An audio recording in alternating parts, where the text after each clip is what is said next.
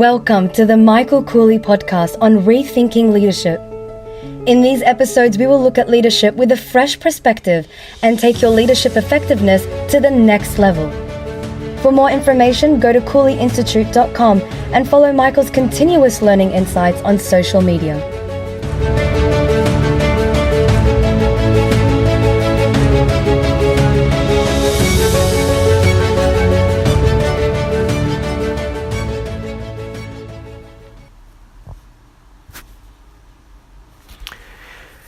So as we said in previous episodes,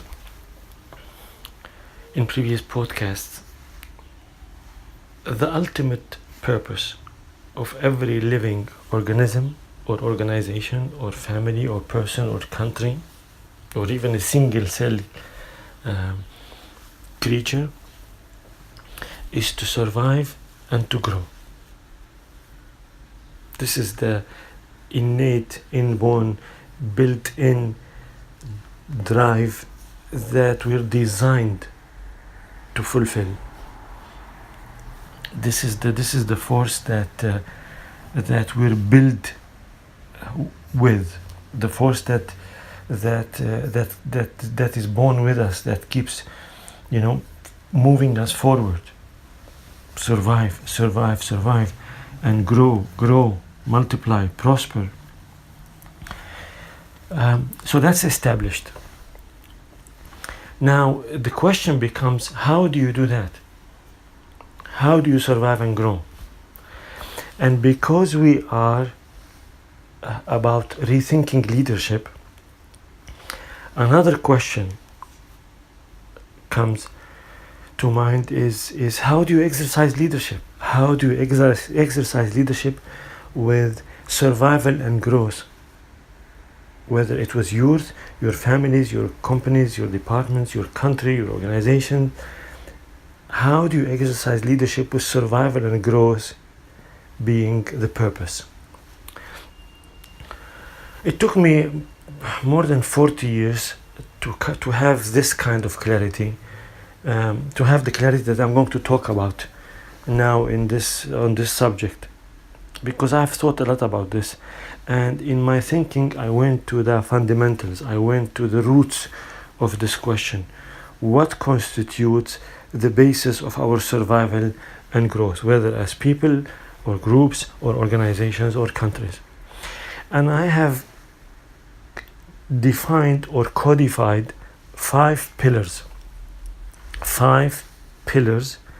that constitute the fundamentals of our survival and growth, and at the same time they constitute the fundamentals of exercising leadership at any level. I've called this the Kouly model, so that people can refer to them and think about them and give feedback about them and start a conversation on how do we think about these, and if possible also, and that's what I would love to happen, is how do we take this model even further and further. So what are the pillars of the Kouly model that constitute the foundation of survival and growth, and also that constitute the foundation of exercising leadership? Let's start with number 1. I'm going to talk about them briefly, and then in other podcasts, in other episodes, we can go into more details into each of them. First and foremost, the first pillar is about knowing yourself. Know thyself. This is the mother of all knowledge. There's no point of getting to know anything around you if you don't start by knowing yourself. You have to know yourself. Socrates used to call this the mother of all knowledge. Know thyself. It used to be carved on stones at the main gate, on top of the main gate of temples during ancient times, during the times of, in Athens, during Socrates' times. So know thyself. The more you get to know about yourself, really know about yourself, the higher are your chances of survival and growth. At the same time, the higher are your chances of exercising good leadership. The second pillar is know others. And when I say know, I mean understand and know others. Understand and know yourself. What does it mean to know others? We don't live alone. Nobody lives on an island. Each one of us is part of an ecosystem. We live with others. What's the smallest unit of life? Think about it. What's the smallest unit of life? Some people, many people in fact, would say a person or a single unit of life. It's not like that. The smallest unit of life is a family. Because for you and me to be born, we need a father and a mother. So we're talking about minimum 3 here. And for you, if you and I were born, for us to have any chance of survival, to grow up, because we were born helpless and so much and so dependent on others, we need other people around us. So we, by default, we live with others. We come to life with others, and we continue our journey in life, through life, with others. So if we want to increase our chances of survival and growth, we have to get to understand and know others well. The more we know others well, the higher are our chances of survival and growth. And this, my friends, is the foundation of good relationships. Good relationships are founded on two legs. There are at least two legs for every good relationship. Number one, knowing yourself. Number two is knowing others, knowing the other parties of the relationship, whether it's an individual or a group of people. And when we talk about relationships, that's what really talking about. Let me explain more about this. You just look around you and see the amount of energy that's spent on relational problems, on relational issues, conflict within families, conflict within friends, conflict within colleagues, conflict in the work environment, conflict in the organization, conflict within countries, between countries, conflict between neighbors. Every form of conflict that happens to a large extent because people don't understand themselves well, don't understand what drives them well, who they are well, right? And they don't understand others well. They don't understand where other people are coming from. We talk about, putting yourself in other people's shoes, but do we really do that? Putting yourself in other people's shoes has one main meaning. It is to be in that person's place wholeheartedly, to understand that person, to understand what it feels to be that person, so that, by understanding that the other person, the other whom you're living with, and by understanding yourself, so the first and the second pillar, understand yourself, understand others, then both of them together, you've just increased your chances of survival and growth. The less you are aware of these two pillars, of course, the less are your chances of survival and growth, and the less are your chances of exercising good leadership. The third pillar, and this is very important, is understanding systems. And by systems, I mean a system. I'm not talking about an electronic system or a security system or a mechanical system, although they may apply also, but we'll come to that later. I'm talking about a system here is a group of elements that come together for a certain purpose. So what's a family? A family is a system, right? A mother and father and children who live together so that they can support each other in the journey of their survival and growth. What's a company? It's a system of people who come together, right, in a certain location or in multiple locations, right? For what purpose? For the purpose of working with and within this organization, so that the purpose of the organization is fulfilled. So let's take a restaurant, for example. What's a restaurant? It's a group of people like the waiters and the chef and the manager and the people who clean and the people who buy the groceries and the people who do the marketing and the people who serve and the people who are in the kitchen and people who wash the dishes. All of these people come together within this system that we call the restaurant, for the purpose of making sure that this system, the restaurant, survives and grows by fulfilling its mission of feeding people and providing a good eating environment.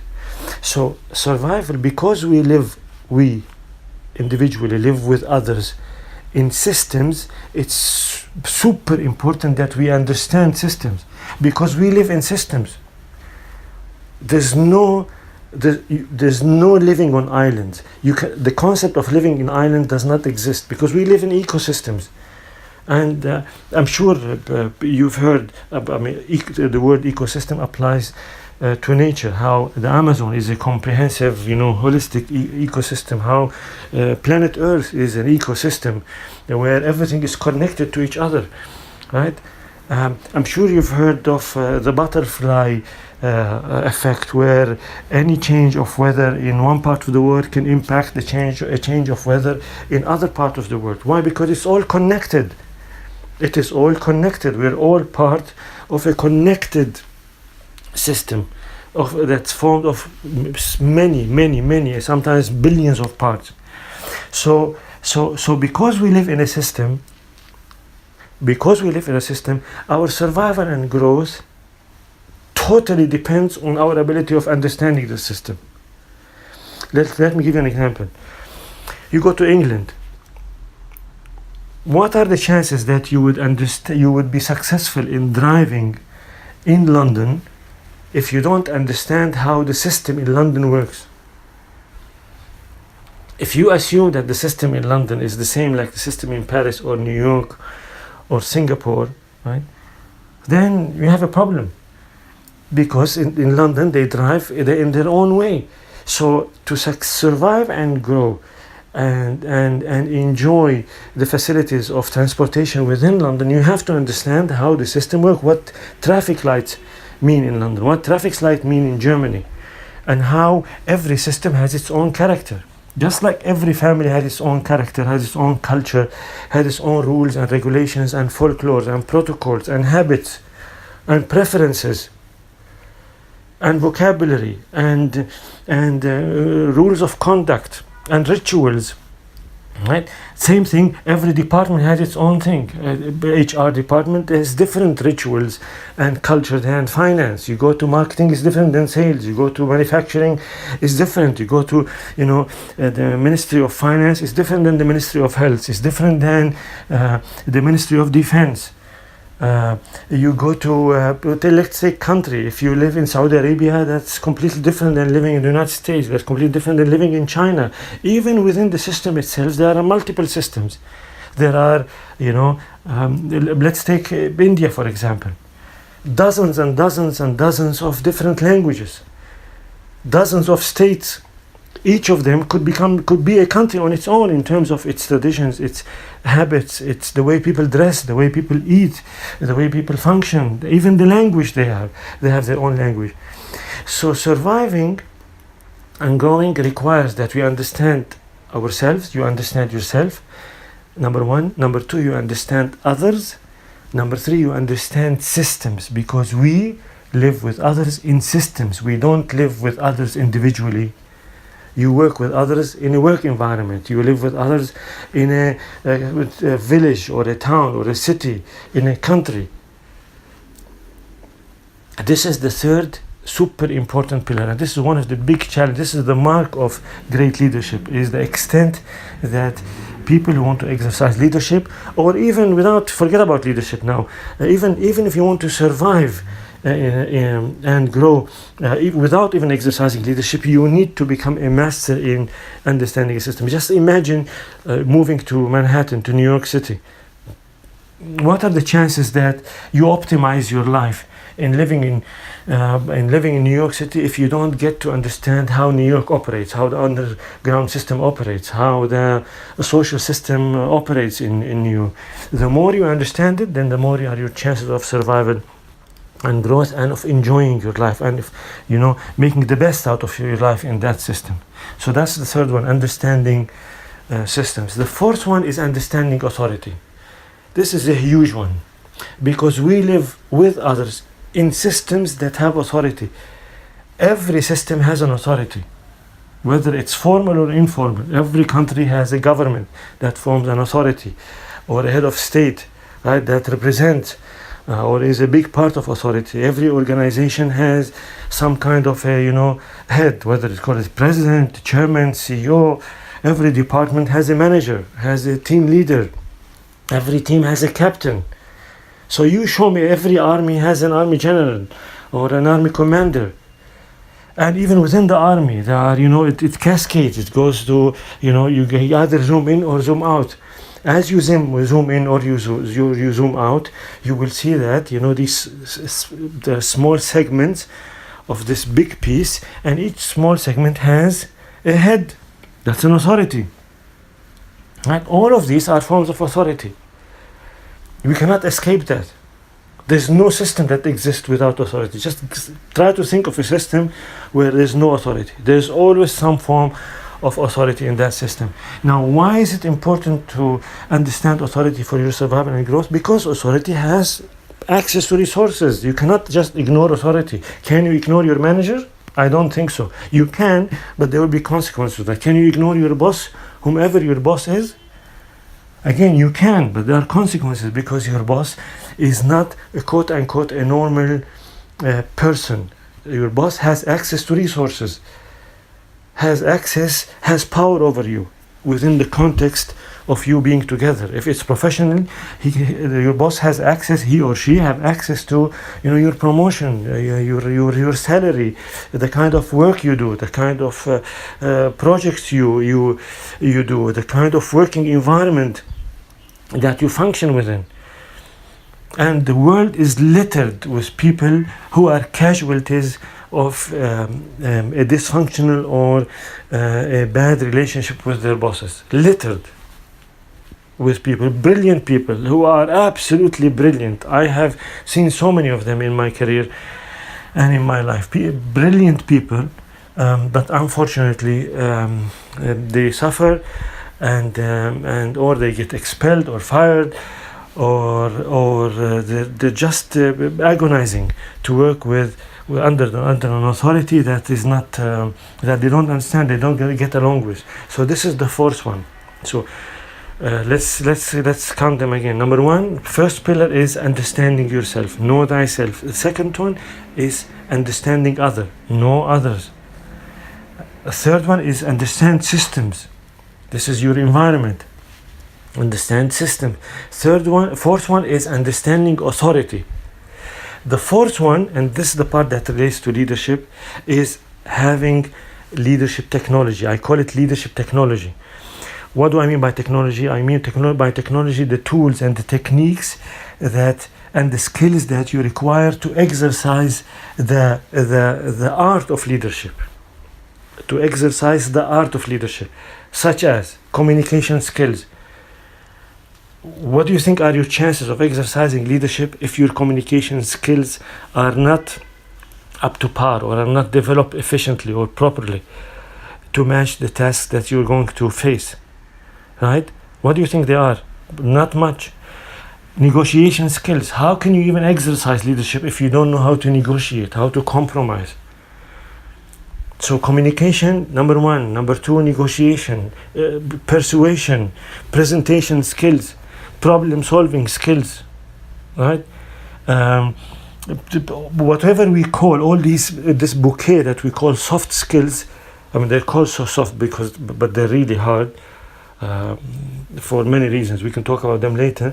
These are the tools, the technology that we need for us to exercise leadership. Just like we need technology to do things, just like your smartphone, it provides you with a platform that has multiple kinds of technologies, as a camera, as a voice recorder, as a communication tool, as a computer system, as a calculator, right? All of these technologies that you use to perform a certain task or to do your job or whatever you want to do with this machine, right? The same thing you and I need techniques and technologies and skills so that we can exercise the art of leadership.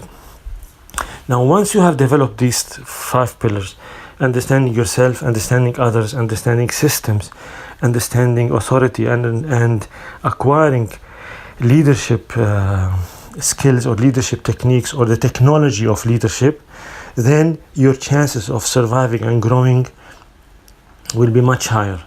Then your chances of optimizing your life will be much higher. Then your chances of fulfilling your life will be much higher.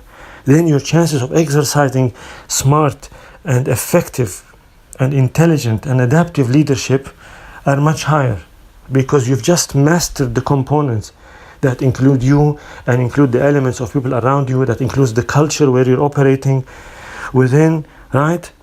And that includes all the tools that you need to carry on your task. Now, my question to you is, if you want to assess your own your level of understanding, your level of knowledge, your level of comprehension of yourself, where do you put yourself on a let's say from 0 to 10, 0 being the lowest, 10 being the highest? What grade would you give yourself in understanding on the first pillar, which is understanding yourself? How would you grade yourself on understanding others? And that's reflected in the quality of relationship. How would you grade yourself in understanding systems? Is it 2 or 3 or 5 or 8? What about understanding authority? How are you doing with your boss? Is it 2? Is it 4 over 10? Is it 5 over 10? Is it 8 over 10? And the last one is how skilled you are in these important techniques and technologies of communication, of presentation, of persuasion, of negotiation. How skilled are you in these very important technologies that you need to exercise leadership or to carry on your life? My purpose in the way I understand leadership and the way I teach leadership is that we embark on a journey where we go deeper in each of these pillars. So what I'm going to do is, when in future episodes, in the future podcast, take each of these pillars one by one and go deeper and deeper in them, so that we can we can understand them in depth, and we can see how we can apply them to ourselves, so that our chances of survival and growth and our chances of exercising leadership increase, and we make the best of this beautiful life that has been given to us. See you soon.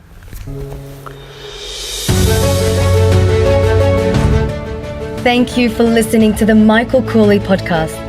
Please visit KoulyInstitute.com and send us an email. We would love to hear your comments and thoughts on this episode. And remember to follow Michael's continuous learning insights on social media.